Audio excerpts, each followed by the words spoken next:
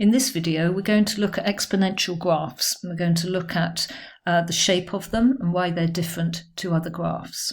And we're going to start by looking simply at two different expressions. And the first expression is x squared, and the second is 2 to the power x.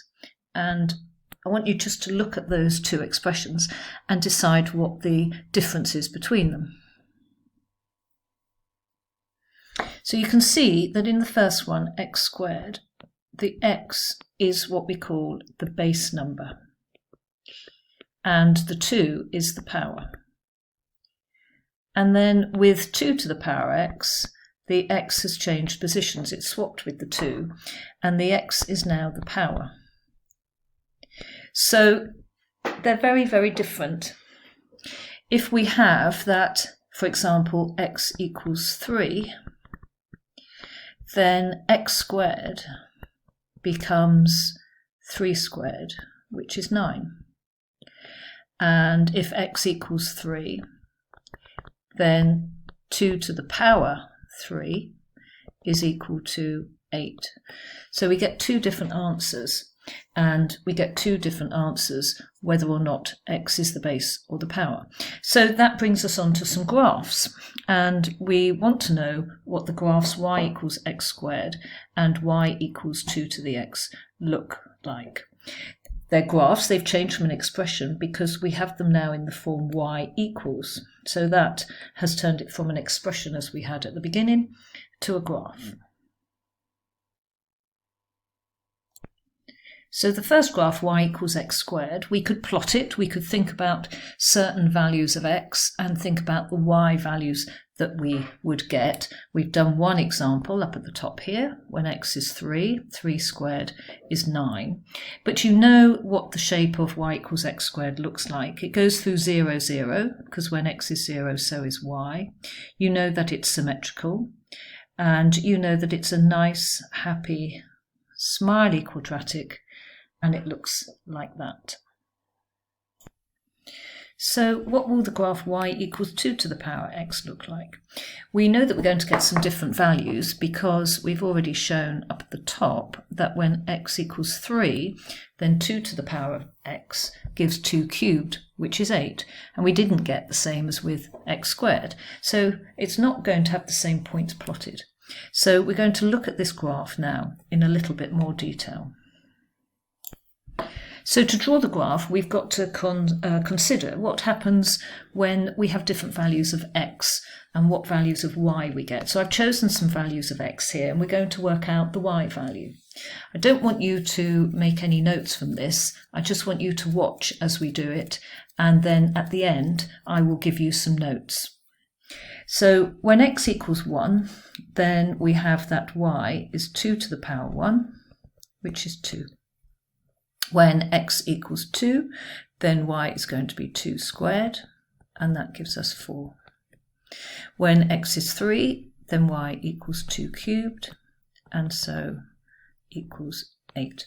And you can see that as x increases by 1, you go from 1 to 2 to 3, then y is getting bigger quicker. It's going from 2 to 4 to 8, so 2 to 4 to 8, and it's actually y is doubling every time that x goes up by 1. So what happens when x is 0? Now, what we're going to do here is look at the indices rules that you've been doing in the last half term, and we're going to think about the power of 0. So 2 to the power 0, you know that anything to the power 0 is always 1. So 2 to the power 0 is 1. And now we're going to consider some negatives, because when we draw our graph, we don't just want to consider what happens when x is positive. We really want to think about when it's negative. So again, using our integer rules, when x equals -1, then y is going to be 2 to the -1. And you know that a negative power is the same as 1 over the positive power. So 1 over 2 to the power 1, which is a half, or 0.5. When x is -2, y becomes 2 to the power of -2, and that is 1 over 2 squared, and that is a quarter, or 0.25. And when x is negative 3, y is 2 to the negative 3, which is 1 over 2 cubed, and that is 1/8, or 0.125. But we also know that x can be fraction values and decimals, not just whole numbers, whether negative or positive. So we're just going to consider when we have got fractional values of x. So I'd like you just to pause this video and go and grab your calculator, and then you can work through some of these values with me. So what about when x equals a half? So we know that we're drawing the graph y equals 2 to the power x. So the value of a half is going to become the power. And so y equals 2 to the power of a half. So if you work that out on your calculator, then your calculator will give you the value of 1.4142. But we're going to actually just consider what this is in other format as well. We know that the power of a half is the same as the square root. So this is also the same as the square root of 2. And the square root of 2, again, on your calculator, you'll get the same. 1.4142, etc.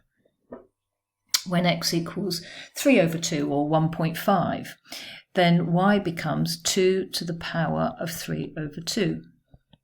Again, if you do that on your calculator, then your calculator will give you a value, an answer of 2.828. But I just want to consider the indices rules, just because it's very good practice just to consider what this means. Now we know that we can split 2 to the power of 3 over 2 up into 2 to the power of a half, all cubed, because our indices rules tells us that these two powers would be multiplied, and that would give us 2 to the 3 over 2. We know that 2 to the power of a half is the square root of 2, so this is the same as the square root of 2, all cubed. And if you did that on your calculator, you would get the same result as you did for 2 to the power of 3 over 2, which is 2.828, etc. So what about if we have a negative power? So let's take x is minus a half. We'll have 2 to the minus a half. We'll break this down into stages. Again, you could do that on your calculator. Your calculator will allow you to do a negative power and you can get an answer. But we also know that a negative power is 1 over the positive power. So it becomes 1 over 2 to the power of a half, which is the same as 1 over root 2. And your calculator will give you an answer for 1 over root 2 of 0.707. And then x to the power of minus 3 over 2. So that gives us x is negative 3 over 2, so y equals 2 to the power of negative 3 over 2.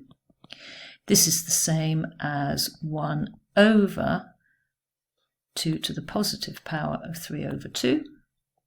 We know from before that this is the same as 1 over the square root of 2 all cubed.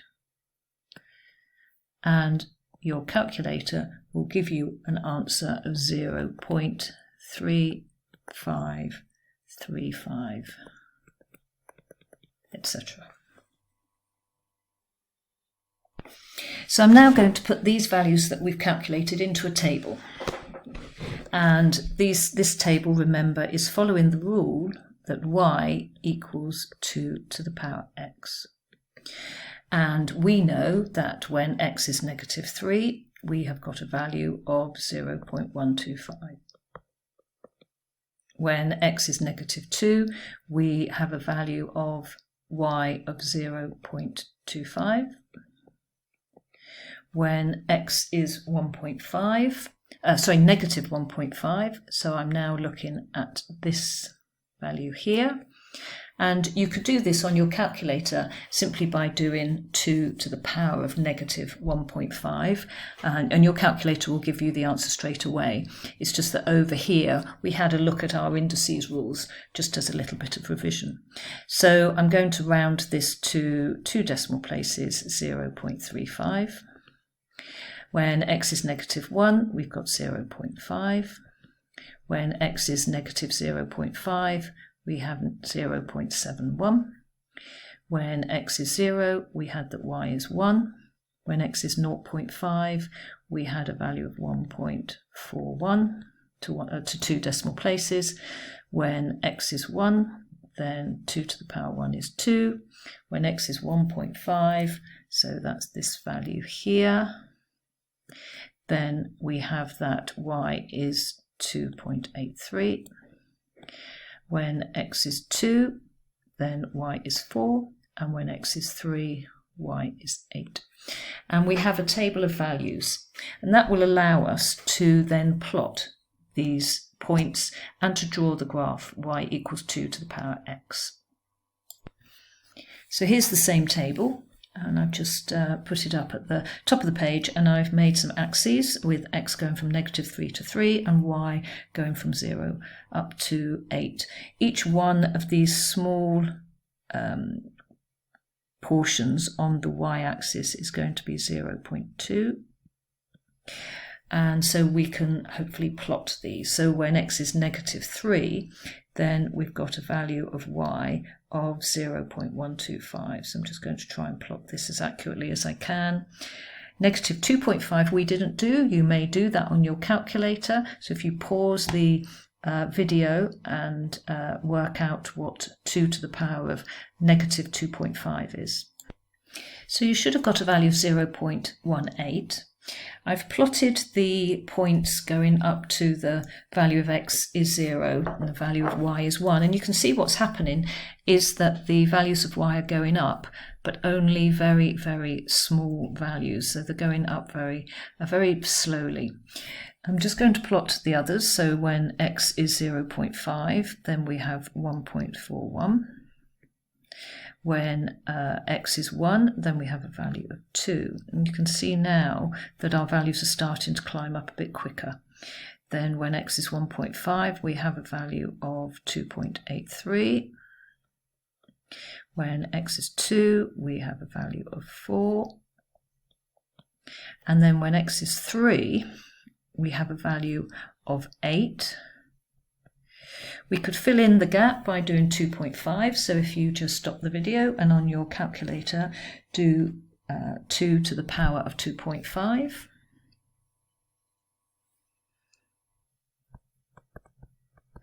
And you should have got a value of 5.66. So I'll just fill that one in. So 5.66, so somewhere around here. And you can see that we have a really nice curve that is going up incrementally quicker and quicker and quicker. So I've drawn the curve, joined up the crosses, the points that we marked, and it's a really nice curve. If x was 4, then 2 to the power 4 is 16. So up on the right hand side it would just get steeper and steeper and steeper. Whereas to the left, as x gets smaller and smaller, then we get closer and closer to the x-axis, but this graph never actually touches the x-axis. The x-axis is what we call an asymptote.